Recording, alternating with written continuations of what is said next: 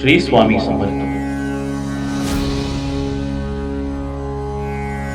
स्वामी समर्थ देशमुख यांच्या वाड्यात निवांतपणे बसले होते. त्यांच्या भोवती काही सेवेकरी आणि भक्त मंडळी जमलेली होती. एक ब्राह्मणाची बाई आपल्या एका 10 वर्षाच्या आंधळ्या मुलाला घेऊन बसलेली होती. मुलगा जन्मांध नव्हता, तर त्याच्या मुंजीच्या वेळेला त्याची दृष्टी अचानकपणे गेली होती. स्वामींची एक सेवेकरी शिवबाई महाराजांना म्हणाली, स्वामी, या मुलाला मुंजीपासूनच अगदी अचानकपणे दिसेनासे झाले आहे. आपली त्याच्यावर कृपा व्हावी.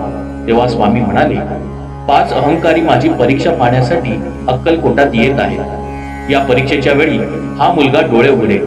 स्वामींचे वाक्य पूर्ण होत असतानाच कर्नाटकातले 5 वैष्णव ब्राह्मण तेथे आले. स्वामींची कीर्ती ऐकून ते स्वामींची परीक्षा घ्यायची हा अहंकार उरी बाळगूनच आले होते.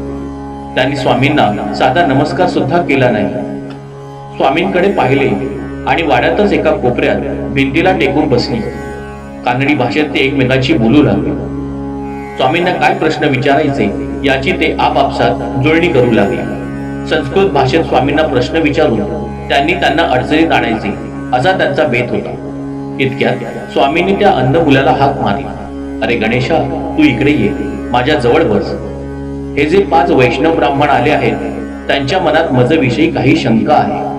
संस्कृत मधून प्रश्नांची जुळणी चालू आहे. तू त्यांना संस्कृत मधून उत्तर दे. तो अंध मुलगा म्हणाला, स्वामी, मला तर काहीच दिसत नाही. माझी अक्षर ओळख सुद्धा झाली नाही. मी संस्कृत मधून कशी उत्तरे देऊ? तेव्हा स्वामींनी आपल्या गळ्यातील फुलांची माळ त्याच्या गळ्यात घातली आणि झेंडूचे फूल त्याच्या दोन्ही डोळ्यांवरून फिरवले.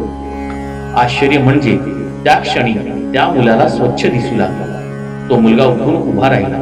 त्याने स्वामींच्या चरणावर डोकं ठेवलं. स्वामींचे आशीर्वाद घेत आणि त्या 5 वैष्णव ब्राह्मणांसमोर जाऊन त्यांनी प्रश्न विचारण्यापूर्वी संस्कृत मधून उत्तरे दिली.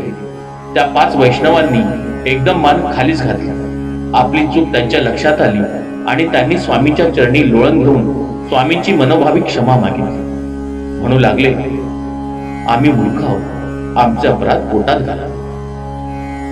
श्री स्वामी समर्थ.